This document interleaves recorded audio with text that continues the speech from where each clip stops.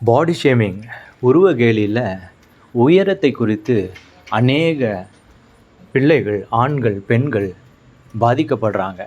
தங்களுடைய உளவியல் ரீதியாக, மன ரீதியாக அதிகமாக காயப்படுத்தப்படுறாங்க. வேதாகமம் ஒரு வார்த்தையை சொல்லுது, என் கருவை உம்முடைய கண்கள் கண்டது, என் அவயவங்களில் ஒன்றாகிலும் இல்லாத போதே அவைகள் அனைத்தும் அவைகள் உருவேற்படும் நாட்களுக்கும் உமது புஸ்தகத்தில் எழுதியிருக்கிறது என்று சங்கீதம் 139:16 சொல்லுது. ஒரு மனுஷன் உருவாக்கப்படும் அந்த கருவை அடையாளம் கண்டு அது இப்படி தான் இருக்கணும் என்று சொல்லி அதை நிர்ணயிப்பது சக மனுஷனோ கிடையாது. ஆண்டவர் தான் அதை அனுமதிக்கிறார், நிர்ணயிக்கிறார். அப்படி இருக்கும் பொழுது ஒரு தாம்பத்திய உறவின் மூலமாக, கணவன் மனைவி உறவின் மூலமாக பிறக்கக்கூடிய ஒரு குழந்தை அது இப்படி தான் இருக்க வேண்டும் என்று யாராலும் முடிவு செய்ய முடியாது, கடவுளை தவிர. கிஷோர் இப்போ அவருக்கு 15 வயது. ஒரு தாய் தகப்பனுக்கு அழகான பிள்ளையாக பிறக்கும் பொழுது எல்லோரும் போல் நார்மலான குழந்தை, நல்லா வளர்த்தாங்க, நல்லா படிப்பு, நல்ல ஸ்கூலில் சேர்த்து விட்டாங்க. 10 வயது வரைக்கும் சாதாரண குழந்தை போல் இருந்த கிஷோர், அதற்கு பிறகு அவருடைய சரீரத்தில் சில மாற்றம் ஏற்பட்டது. மற்ற ஸ்கூல் ஸ்டூடெண்ட்ஸ் எல்லாம் அவனை காட்டில் வளர்ந்து கொண்டு இருக்கும் பொழுது இவனுடைய சரீரத்தில் வளர்ச்சி இல்லாததை பெற்றோர் கண்டாங்க. அந்த வளர்ச்சியின்மை 15 வயது தாண்டியும் இல்லாமல் இருக்கும் பொழுது அவர்களுக்கு அதிர்ச்சியாக இருந்துச்சு. இப்போது அவருக்கு 18 வயது. அந்த ஸ்கூல் நாட்கள், பள்ளி பருவத்தில் தன்னிலும் உயரமான ஸ்டூடெண்ட்ஸை, நண்பர்களை பார்க்கும் பொழுது அதிகமாக பயந்துருக்கார். அது உளவியல் ரீதியாக அநேக காயங்களை சரீரத்தில், மனதில் ஏற்படுத்தியிருக்கு. இந்த சக ஸ்டூடெண்ட்ஸ் அவரை கேலியும் கிண்டலுமாய் பேசின வார்த்தைகள் எல்லாம் அந்த கோலை அச்சீவ் பண்ண விடாமல் செய்திருக்கு. அநேக இடத்துல வாத்தியார்களாலேயும் டீச்சர்களாலேயும் புறக்கணிக்கப்பட்டிருக்காங்க. அவர் நார்மலான ஸ்டூடெண்ட் செய்யக்கூடிய எந்த விளையாட்டிலையும் சரி, மற்ற காரியங்களிலும் சரி, கல்ச்சுரலிலும் சரி பங்கெடுக்க முடியல. அவரை இந்த பஃபூன் போலவும், காமெடிக்காகவும், மற்றவர்கள் சிரிக்கவும் இவரை பயன்படுத்தினாங்க. மற்றவர்கள் சிரித்தாங்க, ஆனால் இவருடைய கண்ணீர் யாருமே பார்க்கல. இப்போ அவருக்கு 21 வயது. அந்த திருமண நாட்களுக்குள்ளே வந்துட்டுருக்காரு. ஒரு சின்ன வேலை செய்கிறாரு, ஆன்லைன் வேலை. அப்பா அம்மா கற்றுக் கொடுத்த அந்த ஞானத்திலிருந்து திருமணத்திற்கு பெண் பார்க்கும் பொழுது எத்தனையோ இடங்களில் தேடியும் இவருக்கு மிஞ்சினது அவமானம்தான். ஆனாலும் ஒரு ஆக்டிவிஸ்ட் இவரை திருமணம் செய்ய ஒத்துக்கொண்டார். திருமணம் செஞ்சாங்க. அதன் பிறகு அவர்களுடைய வாழ்க்கையில் கடவுள் ஆசீர்வாதமாக ஒரு குழந்தையை கொடுத்தார். இவருடைய இருதயத்தில் ஒரு பயம் என்னன்னா, என்னை போல இந்த குழந்தை மாறிடுமோ என்று சொல்லி மருத்துவத்தில் கொண்டு போய் காட்டுறாங்க. எந்த பிரச்சனையும் இல்லைன்றாங்க. குழந்தையும் வளர ஆரம்பிக்குது. சில காலம் போகுது, வயசும் நாட்களும் கடந்து போய் கொண்டு இருக்கு. அவர் பெற்ற பிள்ளைக்கு வினோத் என்று பெயர் வச்சு இன்னைக்கு அவருக்கு 21 வயதாக இருக்குது. அவர் பெற்ற பிள்ளையின் உயரம் 6 அடி 1 அங்குலம். அந்த குடும்பத்திலேயே ஹீ இஸ் த டாலஸ்ட் பர்சனாக இருக்கார். இதை நான் சொல்கிறதுக்கு காரணம் என்னென்னா, ஒவ்வொருடைய வாழ்க்கையும் கடவுள் நிர்ணயிக்கிறார். ஒரு மனிதன் உயர்வதையும் ஒரு மனிதன் தாழ்ந்திருப்பதையும் தேவன் தான் அனுமதிக்கிறார். வேதாகமத்திலே மிகப்பெரிய கதைகள்லாம் இருக்குது. அதில் குறிப்பிட்டு நம்ம எல்லாருக்கும் பிரபலமான ஒரு கதை தாவீதும் கோலியாத்தின் கதை. அதில் கோலியாத்து தான் உயரமானவன், தாவீது கிடையாது.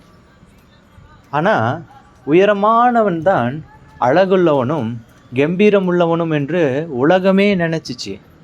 ஆனால் கடவுள் அதை மாற்றி உருவத்தில் குறை உள்ளவனாக இருந்தாலும் ஆண்டவருடைய ஆசீர்வாதம் இருந்துச்சுன்னா அந்த மனிதனால் எதையும் சாதிக்க முடியும் என்று சொல்லி அந்த மனிதனை இஸ்ரவேலுக்கு ராஜாவாக மாற்றினார்.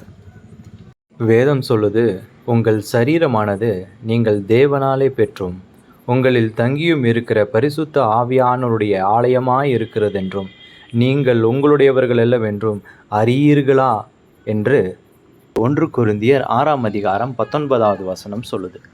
இந்த சரீரம் தேவனுக்கு சொந்தமானது. அந்த சரீரத்தை உயிரோடு வைத்திருப்பதும் அந்த சரீரத்தை மண்ணுக்கு ஒப்பு கொடுப்பதும் தேவன். அப்படி இருக்கும் பொழுது இந்த உலகத்தில் எந்த ஒரு பெண்ணோ எந்த ஒரு ஆணோ மற்றவரை உயரத்தை அவருடைய சூழ்நிலையில கேலியும் கிண்டலும் செய்து மற்றவர்களோடு ஒப்பிட்டு பேசுவது என்பது கட்டாயமாக கடவுளுக்குரிய குணமாக இருக்கிறதுக்கு வாய்ப்பே கிடையாது. அது கட்டாயமாக பிசாசின் குணமாக தான் இருக்கணும். ஏன்னா இந்த உலகம் அதன் ஸ்தம்பத்தும் பிசாசினுடையது. அவன்தான் இந்த உலகத்தின் தேவன். அப்படி உலகத்தில் வாழ்பவர்கள் தான் மற்றவர்களை கேலி செய்து பாடி ஷேமிங் செய்து உயரத்தை குறைவாக எடை போடுவாங்க. இப்போது அந்த மனிதனுக்கு அவனுடைய வாழ்க்கையில் குறைவு இருந்துச்சு, ஆனால் தேவனோ அவனுடைய பிள்ளைக்கு அந்த ஆசீர்வாதத்தை கொடுத்தார். அதுபோல் என் அருமை சகோதரனே, என் அருமை சகோதரி, என்னுடைய வாழ்க்கையில் நடந்திருக்கலாம். உன்னுடைய உருவத்தை கேலி செஞ்சுருக்கலாம், உன் உயரத்தை கேலி செஞ்சுருக்கலாம். ஆண்டவர் இப்பொழுதும் உனக்கு ஒரு ஆறுதலை கொடுக்கிறாரு. இதோ இந்த வேதாகமத்திலேயே உயரமானவர்கள் மிகப்பெரிய சாதனையை செய்து விட்டார்கள் போலவும், குறைவுள்ளவர்கள் குள்ளமானவர்கள் அவமானத்துக்குரியவர்கள் போலவும் எழுதப்படலை என்பதை முதலாவது உங்களுக்கு தெரிவிச்சுக்கிறேன். அப்போது இந்த உலகத்தில் சொல்கிறாங்களே, இந்த உலகத்தில் எதைத்தானே உயரமானவர்களுக்கு தானே சரியான ஒரு அந்தஸ்து கிடைக்குது எல்லா இடத்துலையும் நீங்கள் நினச்சிங்கன்னா அது பிம்பமாக கட்டமைக்கப்பட்டிருக்கு. ஏன்னா இந்த உலகமும் வேதாகமும் ஒன்றை ஒன்று பகைக்கிறது. எப்படி சரீரமும் ஆத்துமாவும் ஒன்றை ஒன்று பகைக்கிறதோ அதே போல் இந்த உலகத்தில் சொல்லப்படுகிற காரியங்கள் வேதாகமும் எதிர்க்கிறது. ஏனென்றால் நாம் தேவனால் உருவாக்கப்பட்டவர்கள். அப்போ இந்த சரீரம் எதற்காக அப்படின்னா, தேவன் நம்மை இந்த சரீரத்திற்குள்ள நாம் எவ்வளவு பரிசுத்தம் உள்ளவர்களாய் வாழ்கிறோம் என்பதை நிர்ணயித்து நம்முடைய ஆத்துமாவை பரலோகத்துக்கு கொண்டு செல்ல அந்த நாள் மட்டும் அவருடைய ஆத்துமா, அவருடைய சுவாசம் தங்கி இருக்கிற இடம்தான் இந்த சரீரம். அப்போ இந்த சரீரத்தை குறித்து நீங்கள் குறைவுபடாதீங்க. மற்றவர்கள் உங்களை பேசுகிறாங்கன்னு சொல்லி ஒருபோதும் வெட்கப்படாதீங்க. நம்ம தேவனுடைய ஆலயத்தை கெடுக்கிறவர்களாக மாறக்கூடாது. மற்றவர்கள் நம்மை பேசுவதனால அவர்களுக்காக நம்ம ஜெபிப்போம். அவர்களுடைய எண்ணமான சிந்தனையை மாற்ற இதோ வேதாகமத்தை அவர்களுக்கு கற்றுக் கொடுக்க முயற்சிப்போம். ஏன்னா ஒரு மனுஷன் மற்றவனை கேலியும் கிண்டலும் செய்கிறான்னா அவனுக்கு வேதம் தெரியலன்னு அர்த்தம். அவன் தெரியாதவனும் அறியாதவனும் அறியாமையில் வாழ்கிறவருமா இருக்கான். பார்க்க போனால் அவன் நம்மை பார்த்து சிரிப்பதில்லை, அவன் தன்னையே பார்த்து சிரித்து கொள்ளும்படிக்காக தான் அவன் அறியாமையில் இருக்கான். அவனுடைய அறியாமை இருளை அகற்ற வேண்டியது நம்மளுடைய கடமை. அதனால் உங்களை யாராவது ஒருவேளை உயரத்தை குறைவாக பேசி ஏளனமாக பேசுனாங்கன்னா அவர்களை பார்த்து கோபப்படக்கூடாது. நமக்கு நாமே தாழ்வு மனப்பான்மையை உண்டாக்கக்கூடாது. ரொம்ப ரொம்ப முக்கியம். அப்போ நம்ம என்ன செய்யலாம்? அவர்களுக்கு வேதத்தை கற்றுக் கொடுக்க முயற்சி பண்ணலாம். உயரமோ உயரமின்மையோ மிகப்பெரிய பிரச்சனை கிடையாது. அதை விட அதற்குள்ளே இருக்கிற ஆத்துமாவும் அதை நிர்ணயித்து பரலோகத்துக்கு கொண்டு செல்கிற பரிசுத்தமும் தான் உத்தமம் என்று சொல்லி கற்றுக்கொள்வோம், கற்றுக் கொடுப்போம். சரியா?